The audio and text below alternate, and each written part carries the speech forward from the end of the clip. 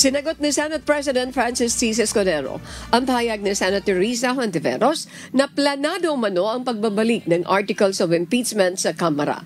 Nilinaw din ng mambabatas na impeachment court ang magpapasya kung kailan sila magkakonvene para talakayin ang mga tugon ng Kamara sa kanilang mga kahilingan.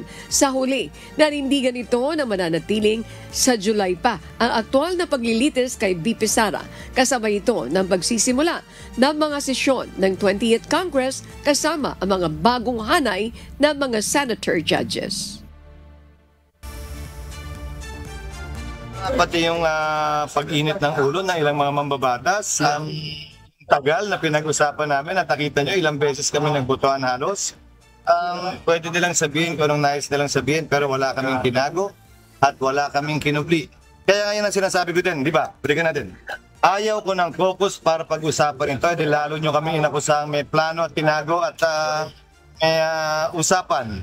Nais kong gawin lahat sa plenaryo para makita at mapanood nyo. At kayo na yung humusga kung gano'n nga ba o hindi.